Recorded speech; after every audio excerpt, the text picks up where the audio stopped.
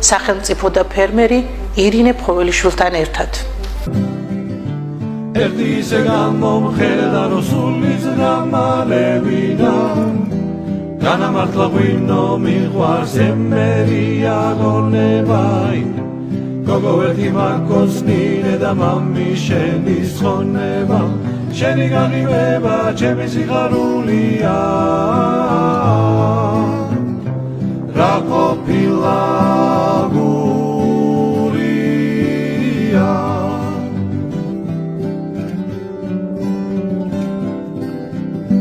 შეხარ ჩემი ცივი წყარო და ჩემი გულის კურნალი წყაროს პირას ჩამოსული და არ გამიშვამ წყურვალი მაგრამ გოგოს ხაროს ხალზე და უფრო ცივი გულია წვედი წარდა მალევინა და რა ყოფილა და გურია შენი გაღიმება ჩემი სიხარულია რა ყოფილა გურია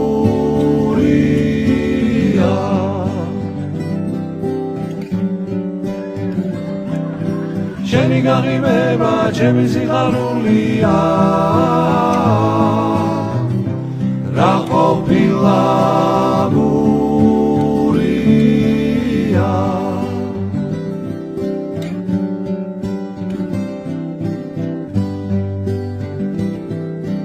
ძირფასო ტელემაყურებლებო ჩვენ ვაგრძელებთ ტურს გურიაში ეხლა ვიმყოფებით სოფელ წითელმთაში სტუმრად მოვედით ქალბატონ ლიკა მეგრელაძესთან რომელიც დასაქმებულია აგროტურიზმით ჩვენ გვინდა გაგაცნოთ ეს ფუტკარივით მშრომელი ქალბატონი და გაჩვენოთ მისი ულამაზესი კარმიდამო მოგესალმები ქალბატონო ლიკა დიდი მადლობა რომ გამონახეთ დრო და გვიმასპინძლებთ მადლობა ძირფასო ტელემაყურებლებო ჩვენ ახლა ვიმყოფებით სოფელ წითელმთაში ქალბატონ ლიკასთან რომელიც არის აგროტურიზმში ჩართული და მოგვიყვება საიდან გაჩნდა იდეა აგროტურიზმში რომ ჩართულიყავით რას ნიშნავს თქვენი გურული ოდა რას საქმიანობთ რამდენად კმაყოფილი ხართ და რას გეგმავთ მომავალში მადლობა მოგესალმებით მე გადაჭარბებული თუ არ იქნება ვიტყვი რომ გურია ერთ-ერთი ყველაზე ესეთი მნიშვნელოვანი საინტერესო და ისტორიული რეგიონია საქართველოში და აქამდე საწამხაც რაღაცნაირად ისე წავიდა საქმე რომ სათანადოდ არ იყო დაფასებული მისი ტურისტული თუ ეთნოგრაფიული თუ კულტურული ფენომენი ასე ვთქვათ ძალიან გული მწყდებოდა ყოველთვის ამაზე როდესაც დანარჩენი კუთხეები კახეთი განსაკუთრებით თბილისი და მცხეთის მიმდებარე ტერიტორია ყაზბეგი უფრო ნელ-ნელა და ნელ-ნელა უფრო და უფრო მატულობდა ტურისტულად მათში აქტივობა ობიექტები იქნებოდა სხვადასხვა ტურისტული პროდუქტები და ჩვენი გურია კი ასე რაღაცნაირად მიტოვებულ მიუსაფარი გახდა ამ წუთისთვისაც არ არის კარგი მდგომარეობა გურია ტურისტულად ინფრასტრუქტურულად საქართველოს რეგიონებს შორის ერთ-ერთ ბოლო ადგილზეა რაჭა-ლეჩხუმთან მხოლოდ რაჭა-ლეჩხუმთან მეშვება რა ქვია უსწრებს ზოგიერთ კომპონენტში თუ არა და ჩამორჩება ყველანაირად ანალოგიურ სიტუაციაში კი ანალოგიურ სიტუაციაშია რაც უსამართლოა ნამდვილად და მგონია რომ ასეთ კომპლექსური პრობლემაა ეს და თითოეულმა ადამიანმა თითოეულმა რომ რაღაც თავისი აგური დადოს თავისი წვლილი შეიტანოს ამ საკითხში ყოველდღურად უკეთესად იქნება საქმე მე პირადად იმათ რიცხვს მივეკუთვნები იმ ბევრი ადამიანი ახლა ესეთი იმათ ვინც ჩემწილ აგურის დადებას ვცდილობ საქართველოსთვის კონკრეტულად გურიის განვითარებისთვის მისი ტურისტული პოტენციალის წარმოჩენისთვის და მისი ხიბლის უკეთ შეცნობისთვის და დანახვისთვის ჩვენ სწორედ მაგიტომ ვართ გურიაში რომ გურიას სხვა თვალით ვაჩვენოთ სრულიად საქართველოს და მე მიხარია რომ დღეს თქვენთან ვარ სტუმრად და ვარ ასეთ ძალიან ლამაზ უძველეს შენობასთან და მინდა შენობის ისტორია გითხრა და არაჩვეულებრივი ბუნებაა თქვენს ეზოში. ყველა კონკრეტული ადგილის შესახებ გვესაუბროთ, რომ და გაიცნო საქართველოს, რომ გურია მიტოვებული არ არის და გურიას აუცილებლად ჭირდება სხვანაირი მიხედვა. ეს ერთ-ერთი მარგალიტია იმ მარგალიტებს შორის, რომელიც მთლიან ყელსადამს ქმნის საქართველოსთვის. ნამდვილად დაგეთანხმები. ჩემი ეზო კარმიდამო საკმაოდ ბევრ წელს ითვლის. ანუ ამ ეზო კარმიდამოში ადამიანები, რაც ჩვენ ვიცით, მე-19 საუკუნის დასაწყისიდან ცხოვრობენ. ამის უთხუარი დადასტურება არის, რომ მამაჩემის ბების ბაბუა ლაზარე ჩიტაიშვილი, რომელიც გარდაიცვალა მამაჩემის დაბადების შემდეგ, ანუ მოესწრო შვილიშვილის 1938 წელს, გახდათ 117 წლის. ანუ მარტივი გამოსათვლელია, რომ სადღაც 1821 წელს იყო დაბადებული და ბუნებრივია იქედან მოყოლებული ეს ეზო კარმიდამო არსებობდა.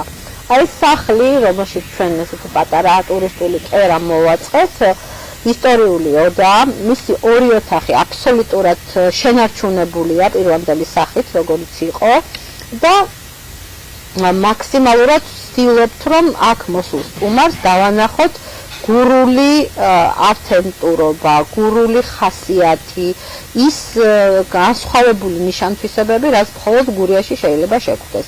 ხოლო რაც შეეხება იმას, რომ აქ კომლი, ანუ ესოთაც მცხოვრები ოჯახი დიდი ხნის წინ არსებობდა, ამის უთხუარი დადასტურება აი ეს ჩამურის ქვა, რომელიც ჩვენს ეზოს საკუთრებას წარმოადგენს და მამაჩემის გადმოცემით, სადაც იმერე შემოდის, იქ იყო, მას ბავშვობიდან ეს ახსოვდა, თუმცა აღარ გამოიყენებოდა უკვე დანიშნულების ამებრ.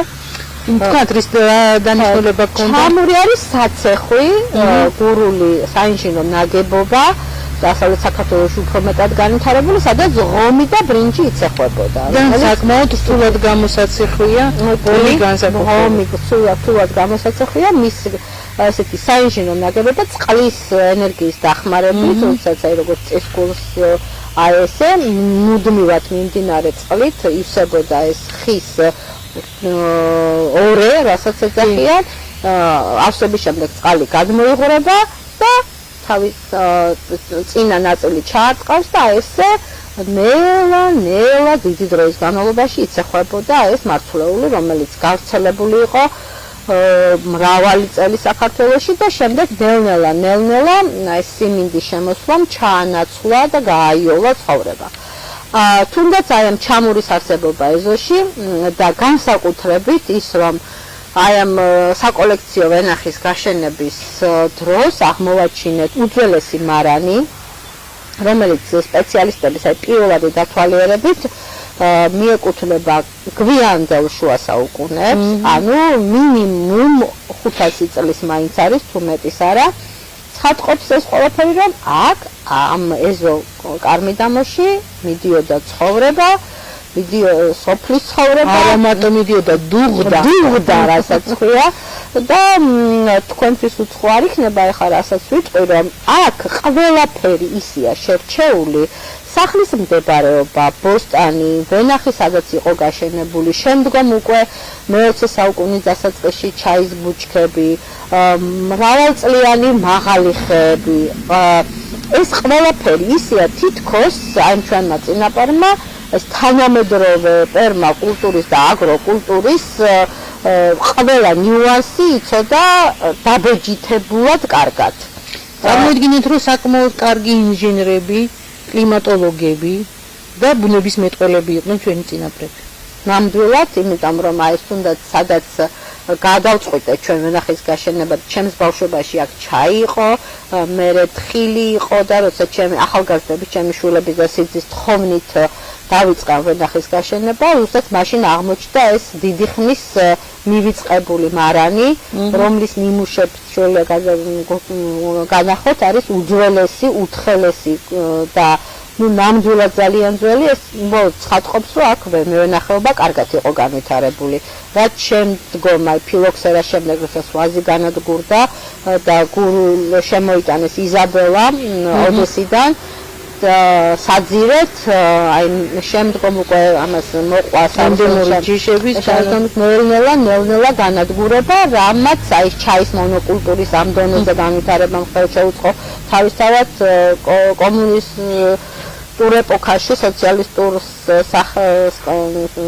საბჭოთა კავშირის სოციალისტური რესპუბლიკის გეგმაში საერთოდ არ შედიოდა ავთენტურობის და ენდემურობის განვითარება, ეს საერთო გეგმა იყო და აი ამაში მოყვა ზუსტად ეს ჩაის ამბავი, როდესაც მონოკულტურად განვითარდა ჩაი და ზუსტად ჩემი პირველი დაინტერესება სიტყვა მოიტანა, მოგეხსენებათ რომ ჩვენ გახლავართ ჩაის გზის ერთ-ერთი ბენეფიციარი, ზუსტად აქედან დაიწყო, რა არის გურიაში განსაკუთრებული, რითი შეიძლება დაინტერესდეს ადგილობრივი თუ უცხოელი სტუმარი, ეს არის ჩაი, ჩემი აზრით ეს იყო, მე და ჩემმა ქალიშვილმა ბევრი ვიფიქრეთ ამაზე და ზუსტად 2018 წელს, როდესაც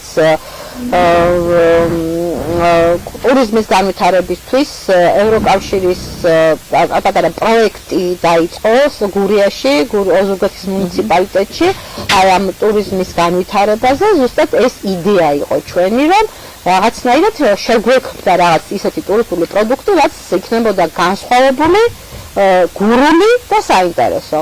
ეს იყო ზუსტად ჩაის ტური, რომელიც მდგომარეობს იმაში, რომ ადამიანი მოდის, ნახულობს ჩაის ბუჩქს და ჩემი გაოცება იყო რაღაც ისეთი ძალიან გაოცებული დავჭი, რომ ადამიანების უმრავლესობას თურმე ჩაის ბუჩქი ნანახი არ აქვს და ეს კი წარმოუდგენია, როგორია, რა ლამაზია, როგორ შეიძლება მისი გამოყენება დეკორატიული თვალსაზრისით, რამდენად საინტერესო სცენარია, როგორ ყვავის და აი როგორ ჩვეულებრივი სურნელია ეს გარდა იმისა, რომ რა იკრიფება, როგორ იკრიფება, მე მოსახლეობის უმრავლესობას წარმოდგენა არ აქვს, რომ ჩაი, მწვანე და შავი ჩაი და სხვადასხვა ბუჩქიდან იკრიფება გონია და ამრავი ნიუანსი, მე ჩვენ ვიზიტორებთან ერთად და მათ ასეთი აქტივობა, რომ თავისი ხელით ვაკრეფინებთ ამ ჩაის, ამის მერე თუ მოკლე ტურია ვუამბობთ, თუ ისინი რჩებიან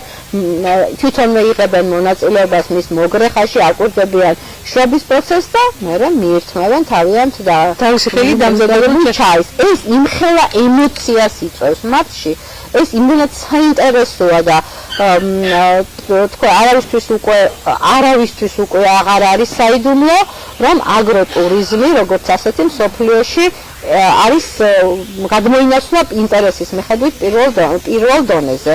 ანუ კულტურული ტურიზმი, რომელიც ესეთი ძალიან მნიშვნელოვანი იყო და ძალიან ფართო ის ქონდა გავრცელება, აი ნელ-ნელა პოზიციებს უთმობს აგროტურიზმს, სადაც ინტერაქცია, თანამონაწილეობა, განცდა, ემოცია და კულტურული ტურიზმი თავისთავად კულტურული ტურიზმი თავისთავად, მაგრამ აი ეს ხელით შეხედის ემოცია არის ძალიან მნიშვნელოვანი. ძალიან კარგი მიგნება გაქვთ, კარგად გაქვთ მიგნებული ის დანიშნულება, თუ როგორ შეიძლება გურია აჩვენოთ მსოფლიოს და არა მარტო მსოფლიოს, საქართველოს იმ რეგიონებს, რომლებსაც წარმოდგენა არ აქვს რა არის გურია.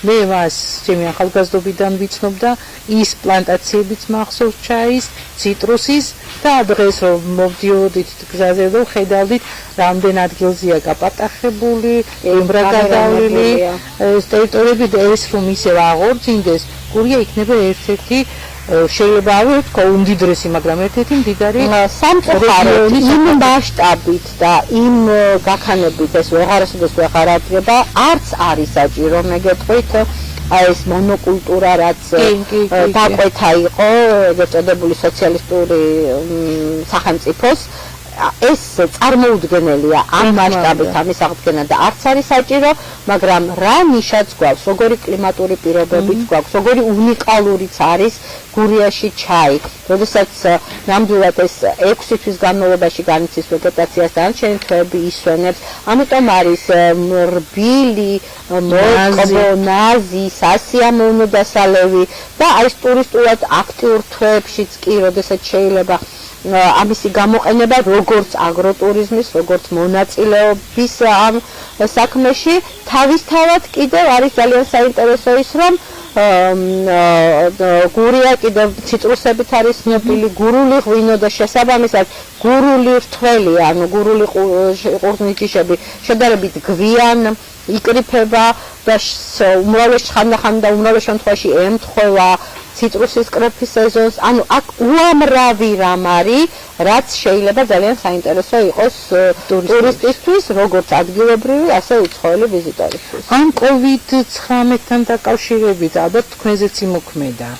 ნამდვილად იმოქმედა და თითქმის კი არა და აბსოლუტურად ყველა ჯავშანი გაუქმდა, რომელიც დაჯავშნული იყო ამ ზაფხულს, მაგრამ საბედნიეროდ უნდა ვთქვათ, აქტივობა იყო ადგილობრივების, უამრავი სტუმარი მყავდა, გურული, რომელიც ესეთ რეკავდა, რომ გამარჯობა თქვენ ხომ გურიაში ხართ, იცით მე გურული ვარ, მაგრამ გურიაში არასოდეს არ ვარ ნამყოფი, ან გურიაში 20 წელი არ ყოფილი ვარ, ან ბავშვების მერე გურიაში არ ყოფილი ვარ, ძალიან მაინტერესებს გურიის ტური მაქვს დაგეგმილი, ერთ-ერთი ობიექტი თქვენთან არის და აი ახალგაზრდების განსაკუთრებით ძალიან დიდი აქტივობა იყო, ძალიან დიდი ინტერესი იყო და სასიხარულო იყო ნამდვილად ჩემთვის. ძალიან კარგი, მეც ძალიან გამიხარდა, იმიტომ რომ მთლად უცხოელ ტურისტზე არ უნდა ვიყოთ დამოკიდებულები და ბავშვებმა თავიანთი ქვეყნის, თავიანთი სამშობლოს ყველა კუთხე უნდა იცოდეთ. მე ვისურვებდი, რომ არა მარტო გურულებმა მოგაკითხონ, არამედ კახელებიც ჩამოვიდნენ. კახელებით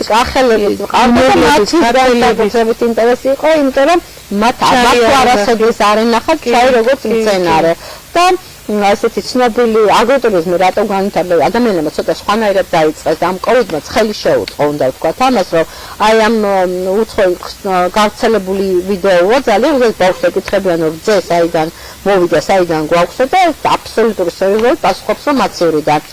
ასევე შეიძლება ითქვას, რომ ადამიანების უმრავლესობას უბრალოდ წარმოდგენა არ აქვს, როგორ ხდება მის ჭიქაში ჩაი.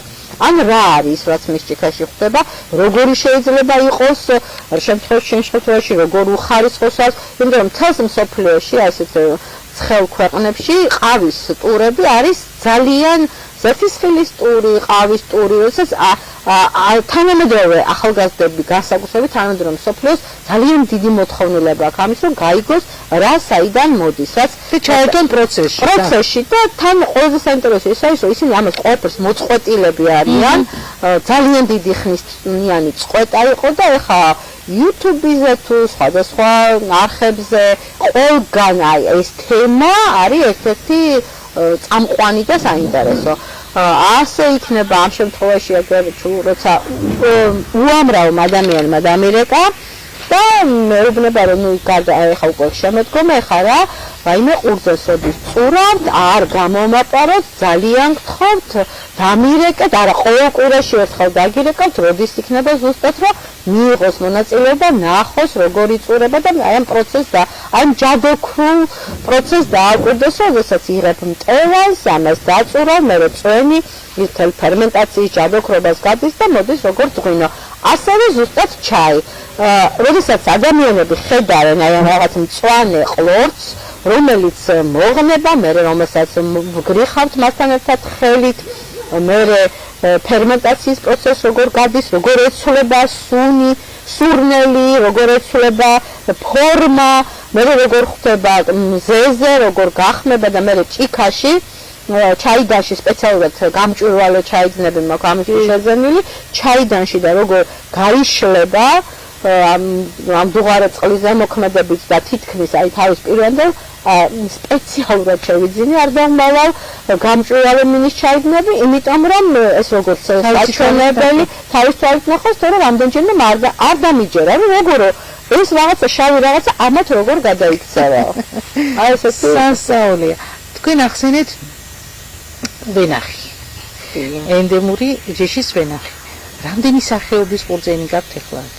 ჯერ ძალიან ახალგაზრდაა ჩემი ბაღი, მაგრამ ამ სიამაყით მინდა ვთქვა, რომ 5 სხვადასხვა ჯიში საკმაოდ იშვიათი და უცხო, როგორიც არის მტევან დიდი, საკმიელა, კამური, ბადაგი და სხილათუბანი, რაც ამ წუთას შეიძლება ჩემ ბაღში ნახოთ რამდენიმეს უკვე ეგრეთ წოდებული ნიშანი აქვს და ძალიან ვამაყობ თითოეულ მტევანს რეფერები და ესეთი მაქვს რა ქვია რომ ძალიან ამაყივარო ეს უკვე მოვესწრებოდა და ვაზი და ვასთან ურთიერთობა იგივე არა ჩვილთან ურთიერთობა და ყველა საქმე ასეა რასაც ესე გულმოდგინედ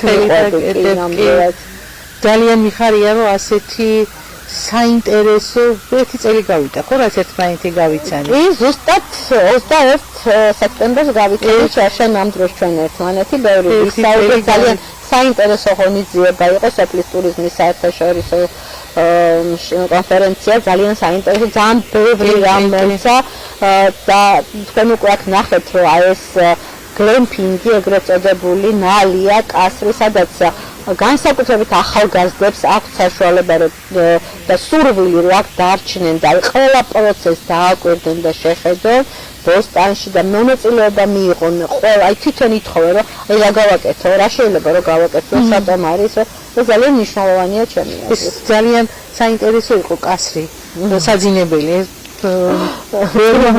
საინტერესებს და სხვათა შორის აი ამ კოვიდის პირობებში სტუმარი ფაქტობრივად გამოულებლად ყავს ჩვენს კასრში. სოციალური დისტანციაც აჭირდება. სოციალური დისტანცია დაცულია და ბევრი სხვა საკითხიც. ლიკა მიიღე რაიმე სახელმწიფო პროგრამაში მონაწილეობა? თუ ეს მხოლოდ თქვენი ძალებითა და სახელმწიფო პროგრამაში ჯერჯერობით მონაწილეობა არ მიმიღია, თუმცა ძალიან დიდი სურვილი მქონდა და კიდევ ველოდები რომ აწარმოე საქართველოს პროგრამა იმედია იქნება რასაც ეს გურის ჩვენი მთავარი სადგილარი არის ეს განთავსების ადგილები და სხვა ინფრასტრუქტურული არ ქონა თუმცა სხვა პროგრამა ესეთი საინტერესო პროექტის განხორციელება დაიწყო რა ყოფილა გურია რომელიც მონაწილეობათა პრინციპი გურის ტურიზმის განვითარების საქმეში ოზურგეთის მუნიციპალიტეტის გურის გუბერნიის ევროკავშირის შვეიცარიის განვითარების სააგენტოს და UNDP-ის ის იყო რა ქვია რაღაც ერთობლივი პროექტი ზუსტად მაშინ გაიმარჯვა ჩემ ჩაის ტურმა, რომელსაც შემდეგ მოყვა ეს ჩაის გზის მუნიციპალური პროექტი, სადაც 4 მონაწილე ვართ. ეხლა დაახლოებით იგივე პროგრამაში ოზურგეთის არ მონაწილეობდა, ისე წავიდა ყველაფერი, ჩახატავ ჯანჩხუთისთვის იყო და შემდეგ ამ კოვიდის გამო ისე მოხდა, რომ გასვლითი ტურები ვერ დაიგეგმა და დაემატა ოზურგეთი და ჩემდა სასიხარულოდ უნდა ითქვას, რომ აქაც რაღაც მცირე დაფინანსება მივიღეთ, რაც არის გარე სამზარეულოს მშენებლობა, რომელშიც ესეთი გურული, ავთენტური სამზარეულოს ნიმუშების აღდგენას გავაკეთებთ. მოეწყობა მასტერკლასები, ზუსტად ამ COVID სიტუაციისაგან გამომდინარე ღია სივრცეა, სადაც ადამიანებს უსაფრთხოდ შეეძლებათ ურთიერთობა, ჩვენი ადგილობრივი პროდუქტების გამოყენებით, მასთან ერთად კეთილმოწყობა ამ ღია სივრცის და ბილიკების მოწყობა და ჩემი დიდი სურვილია რომ ეს უბრალოდ ბილიკები კი არ იყოს, არამედ ეს ბილიკები ადაპტირებული ბილიკები იყოს შეშმო პირებისთვის, რომ აი ამ სპეციალური საჭიროების ადამიანებს შეეძლოთ გადაადგილება, შეეძლოთ ჩაის ბუჩქთან მისვლა, შეეძლოთ ვენახთან მისვლა, თავისი ხელით შეხება, დაკრეფა, რაც ძალიან დიდი მნიშვნელობა აქვს მათთვის, დარწმუნებული ვარ და მგონია რომ ეს თერაპია და მგონია რომ ვიქნებით სოფლის ტურიზმის წარმომადგენელი, ერთ-ერთი პირველი, ვინც შეშმო პირებს აძლევს ესეთ ატრაქციაში კი არა და მონაწილეობის ჩაბმულობას აი ამ ყველაფერში, რაც ჩვენ გვაქვს. მეურნეობა თუ გაქვთ საკუთარი? ეს მეურნეობა დიდი არ არის, ეს არის მამაპაპისეული კარმიდა და დაახლოებით 1 ჰექტრამდე მიწა, რომელსაც ვცდილობთ, რომ ეს თითეული გოჯი, გვაქვს თხილი თავისთავად, ჩაი, ვენახს ვაშენებთ, გვაქვს ბოსტანი, სადაც ვცდილობთ მაქსიმალურად და აბსოლუტურად ორგანულად ყველა ნიუანსის დაცვით ორგანული პროდუქტები მოვიყვანოთ და ამითიც უმასპინძლდებით ჩვენს ვიზიტორებს სტუმრებს და ვცდილობ რომ ყველანაირი ქიმიის, ყველანაირი მის დანამატების გარეშე აბსოლუტურად ბუნებრივად მოვიყვანოთ ყველაფერი. ნელ-ნელა მივდივართ იქეთკენ, რასაც ქვია ეკოსოფელი, ეკოსისტემები, მუდმივად განახლებადი ენერგიები, ენერგოეფექტური სახლი იქნება თუ მარანი, რომლის აღდგენასაც ვცდილობთ, რომ გვინდა რომ მაქსიმალურად ენერგოეფექტური იყოს და ყველა დეტალი, ყველა ნიუანსი იყოს. და მაინტერესებს კიდევ ერთი ჩვენი ხა საერთოდ იუნდიპი რო ახსენეთ, მაგიდან ვაგრძელებ ხა მეც ჩვენ გვაქვს ესეთი პროექტი აგროტურიზმში ჩართული ქალებისთვის დისტანციური სწავლება, ტრენინგები. გაქვს ინფორმაცია მის თაობაზე? არა მაქვს ნამდვილად. ხომ გექნება სურვილი რომ ჩაერთო? აუცილებლად. ამიტომ მე გთხოვ რომ რაც შეიძლება სასწრაფოდ გადმომიგზავნო მონაცემები, ანკეტას გამოგიგზავნო და შეავსო რომ ჩვენ მალე დავიწყებთ უკვე აგროტურიზმთან დაკავშირებით. ეს იქნება აგროტურიზმის სამართლებრივი ბაზა და იქნება სოფლა ტურიზმის და საერთაშორისო გამოცდილება. ვფიქრობ რომ ეს ძალიან საინტერესო თემები ის არის რაზეც მე მუშაობ. და თან ძალიან საინტერესო ტრენერი ჩაატარებს ტრენინგებს, მართალია დისტანციურია, მაგრამ მნიშვნელობა არ აქვს ინფორმაცია თუ მინდა რომ მიიღო. რა თქმა უნდა, ეს შეხვედრა იქნება თუ დისტანციური ჩართული იქნები და შემდეგ კიდევ ბევრი რაღაცა არის დაგეგმილი და აი თქვენაირი აქტიური, ძალიან შრომის მოყვარე, კრეატიული ქალები უნდა იყვნენ აუცილებლად ჩართულები. მადლობა ასეთ შეფასებისთვის, დიდი მადლობა. მე ვიცი რომ გაქვთ ძალიან ბევრ თქვენს კოლეგასთან, თქვენი მსგავსთან ურთიერთობა. და ძალიან ბევრია რომელსაც სურს რომ პირველი ნაბიჯები გადადგას აგროტურიზმში. რას ურჩევდით ასეთ ქალებს? პირველი ეს არის ცოტა ბანალურად შეიძლება მოგეჩვენოთ, მაგრამ არ არის ადვილი, არის საკმაოდ რთული ეს საქმე, მაგრამ უნდა გიყვარდეს. უნდა გიყვარდეს პირველ რიგში ბუნება, უნდა შეგეძლოს მისი მოსმენა, აღქმა და უნდა გიყვარდეს ადამიანები, იმიტომ რომ წინააღმდეგ შემთხვევაში ეს ბიზნესი ისე არ გამოვა. და ყველაზე მთავარი უნდა შეგუებული იყო რომ ყველაფერი დღეს გამარჯვებით აკეთებდა. ყველაფერს ჭირდება რუტინული შრომა. ძალიან დიდი მადლობა მინდა გადაგიხადო ლიკა, ვიცი რომ ძალიან დაკავებული ხარ. მაინც შეძელიდა დღეს დავვითმეთ დრო, გამონახეთ იმის საშუალება რომ ჩვენ შეხვედროდით, მართავდება ჩვენი დღევანდელი შეხვედრით, ჩვენი გურიის ტური, ჩვენ კიდევ ძალიან ბევრი საინტერესო ქალბატონი ყავს სანახავი და ჩასართავი და ვისურვებდი რომ ხშირი კონტაქტი გქონოდეთ. და თუ ჩვენ შევძელით ცოტა სხვა გეგმები გვაქვს რომ ერთმანეთ აი როგორც ის საერთაშორისო კონფერენცია იყო შეიძლება ინდონის ვერა, მაგრამ რაღაც მსგავსი ღონისძიებები იქნებ ჩვენც მოვახდინოთ ერთმანეთ შეგახვედროთ. კონფერენცია ეს ისეთი ღონისძიებაა, როდესაც ასრთა გაცვლა გამოსვლაც ხდება, ახალი სახეების გაცნობაც ხდება და ახალი იდეებიც. კი, ნამდვილად ჩემთვის ძალიან მნიშვნელოვანი და საინტერესო იყო ეს. ძალიან მოხარული ვიქნები მსგავსი ღონისძიების. თქვენ გაიცანით აგროტურიზმში ჩართული ერთ-ერთი ძალიან აქტიური ქალბატონი და ჩვენ ვაგრძელებთ შეხვედრებს სხვა ქალებთან. სახელმწიფო და ფერმერი ირინე ფხოველიშვილთან ერთად.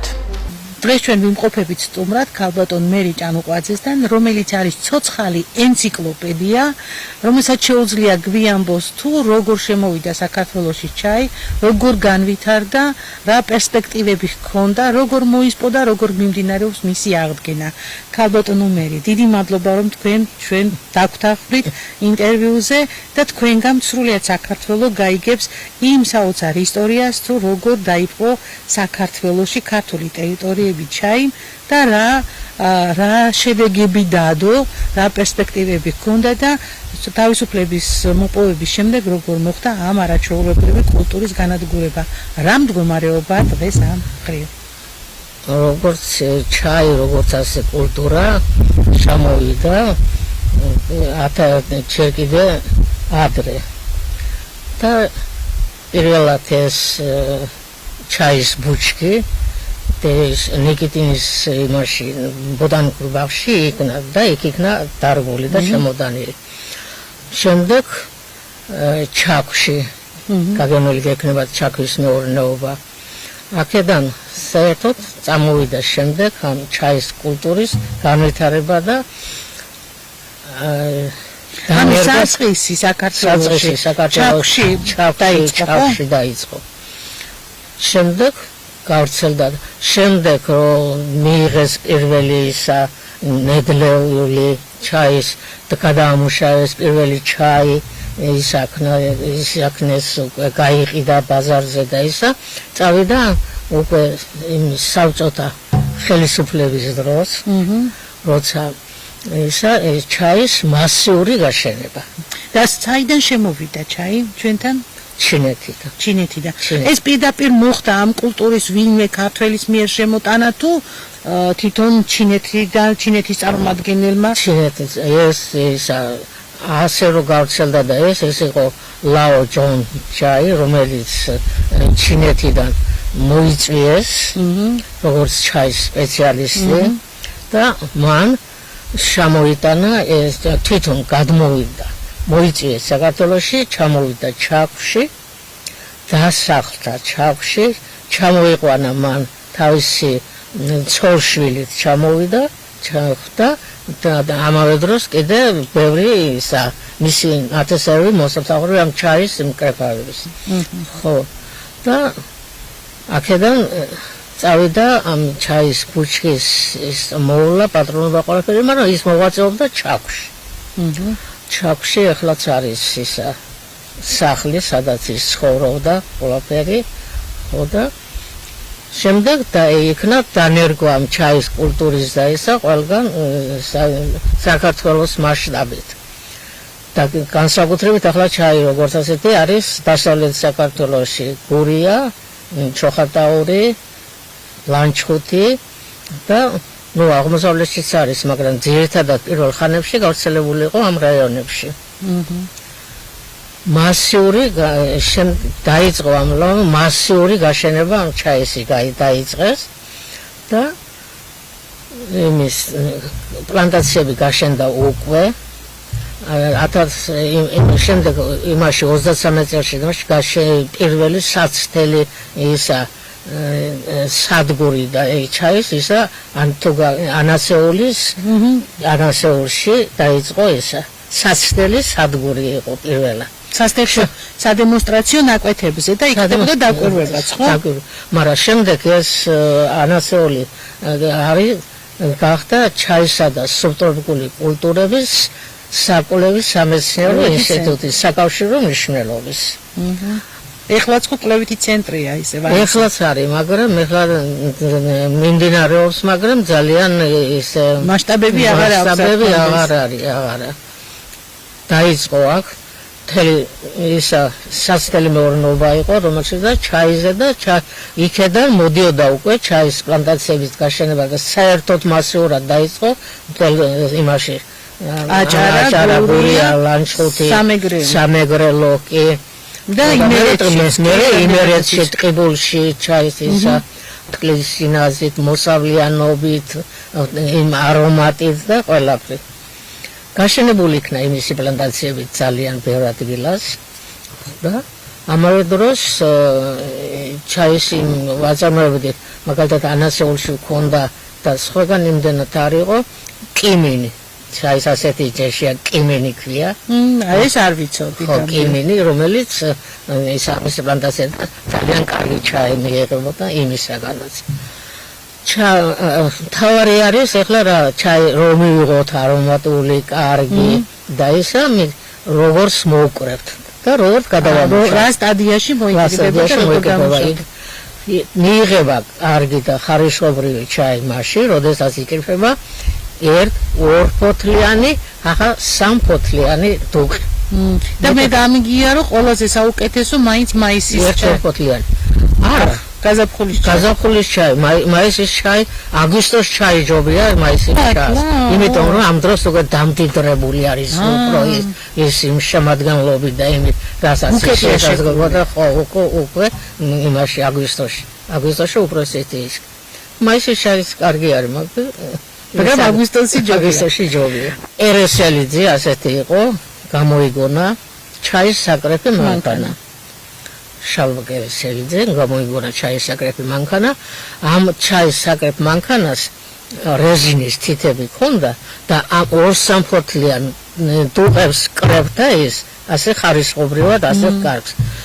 მაგრამ შემდეგ უკვე საბჭოთა კავშირის დროს რო წავიდა იმაზე რაოდენობაზე საქმე რომ ბევრი უნდაკრეფილიყო უნდა მოხსნეს ამ ჩაის მანქანაზე ეთითები მოიხსნა და უკვე ფაქტობრივად კრეფის კარგად სხლა დაიწყო ჩაის ბუჩქების. ასე გამოდის. შემდეგ ჩაოლებრად რო კრებდა მეჩაე კოლმორნე ქალები რო იყო ისინიც გადავიდნენ ასე ის მანქანა არ ჰქონდათ ხელით დანით ხელით ამ ყველაფერს კრებავდნენ. საბჭოთა კავშირში გადიოდა ეს იმიტომ რომ ამ იმას ამ ჩას საღდებოდა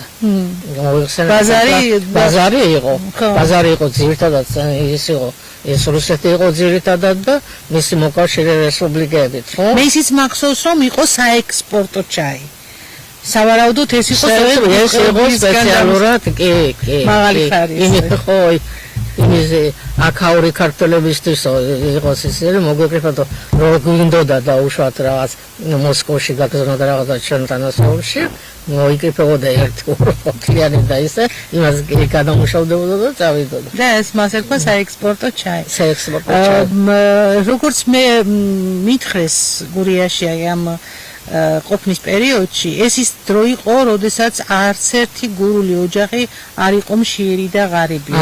ჩაი იყო ერთ-ერთი ძლიერი შემოსავლის წყარო. და რატომ მოხდა ჩაის კულტურის ასე ამოძირკვა და განადგურება თუ გაქვთ ამაზე ინფორმაცია?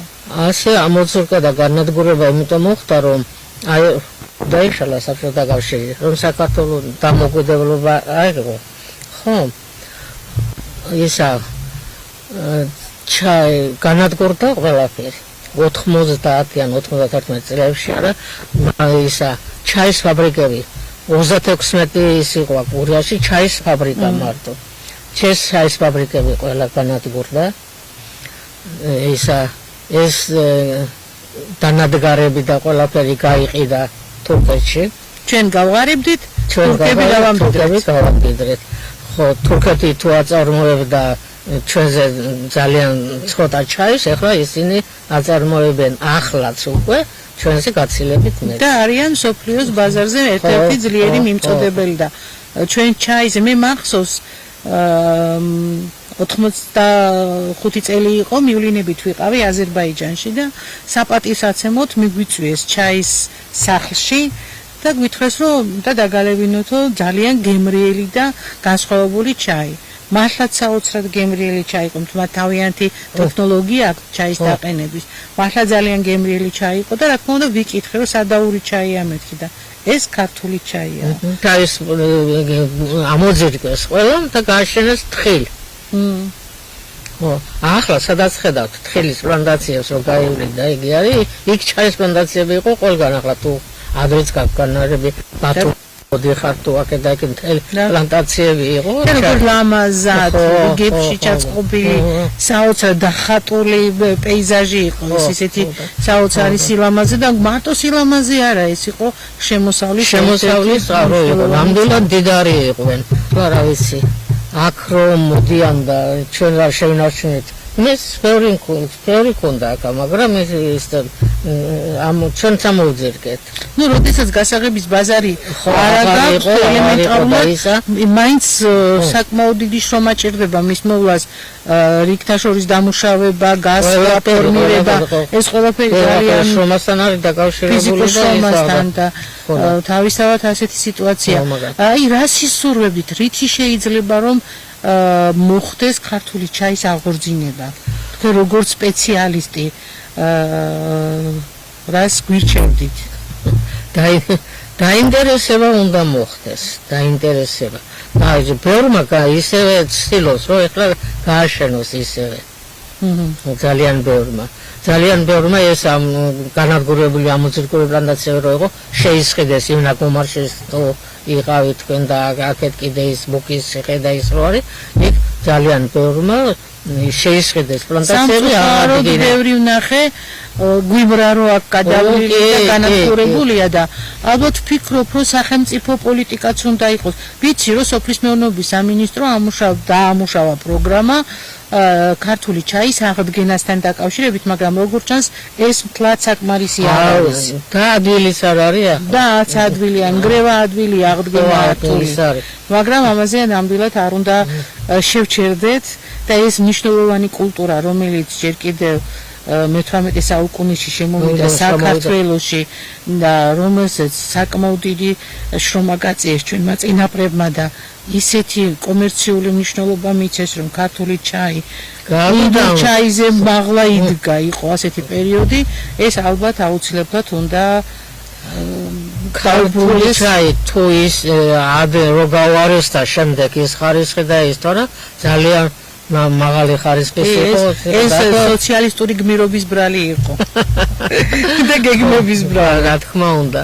და მე რო შემოდის და ახლაც რო შემოდის ისა აი თუნგინტის ხსნადი ჩაის ყველაზე დაბალი ხარისხია. ყველაზე მეტად დაბინძურებული ქიმიური შენაერთები. ყველაზე მეტად. ამიტომ მე ვისურვებდი რომ აღდგეს ის ხარისხიანი კრეფა და იქიდან ხარისხიანი ჩაის მიღება. ამას ვისურვებდი მე. ძალიან დიდი მადლობა. ეს იმდენად კარგი სურვილია, რომ დასავლეთ საქართველოს, განსაკუთრებით გურიის, სამეგრელოს და აჭარის რეგიონებისთვის ეს იქნება ძალიან დიდი შემოსავლის წყარო.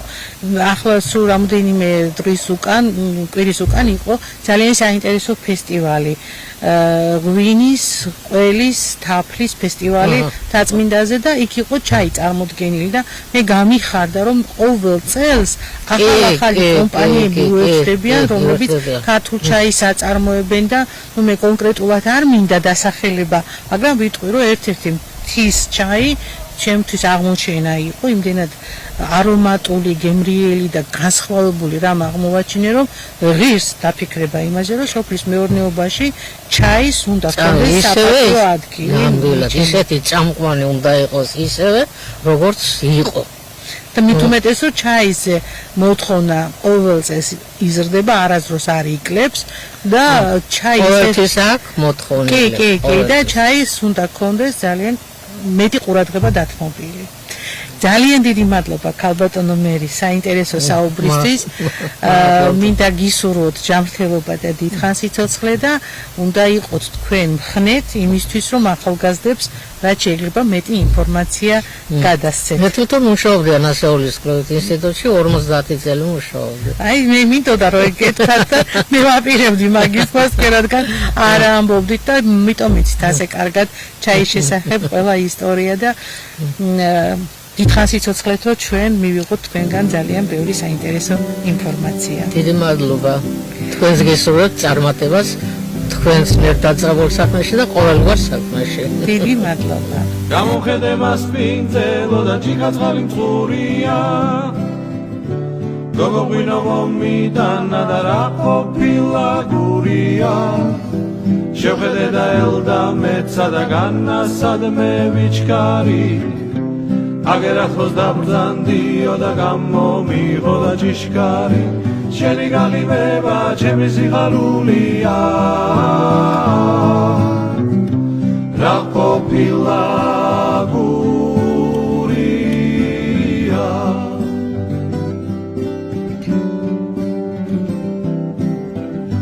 ხაჭაპური მომაწოდა და ღვინო დამალევინა. ერთი ისე გამომხედა რომ სულის დამალევინა. განამართლა ღვინო მიყვარს ემერია გონებაი. გოგო ერთი მაკოცნილე და მამი შენი ხონება. შენი გაღივება ჩემი სიხარულია. რა ყოფილა გურია.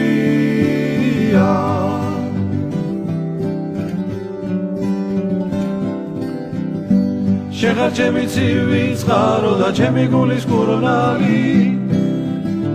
წყაროს პირას ჩამოსული და არ გამიშვა მწყურვალი. მაგრამ გოგოს წყაროს ხალზე და უფრო ცივი გული აქვს. წვედი წარდა მალე ვინა და რა ყოფილა და გურია შენი გაღიმება ჩემი სიხარულია რა ყოფილა გურია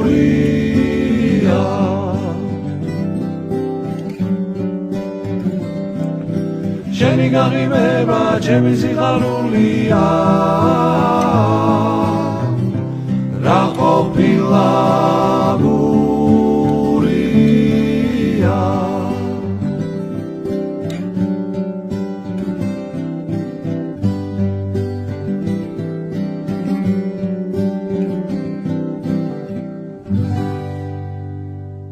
ქვეყანაში სოფლსა და სოფლის მეურნეობაში არსებული პრობლემები სისხლით და უსისხლოდ დაკარგული ქართული მიწა უსტატუსო დარჩენილი სოფლები და სოფლად ცხოვრებთა მდგომარეობა მკვდარი და სასიკვდილოდ გაწირული სოფლები დაცლილი მთა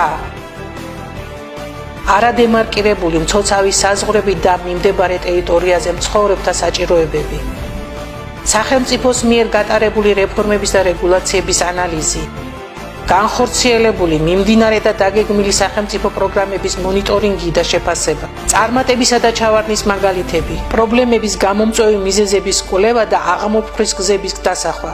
ვინ ვართ? საიდან მოვდივართ და სად მივდივართ? ამ საკითხებზე ერთად ვიმშერებთ ყოველ პარასკევს 22 საათზე გადაცემაში სახელმწიფო და ფერმერი ირინე ფხოველიშვილთან ერთად.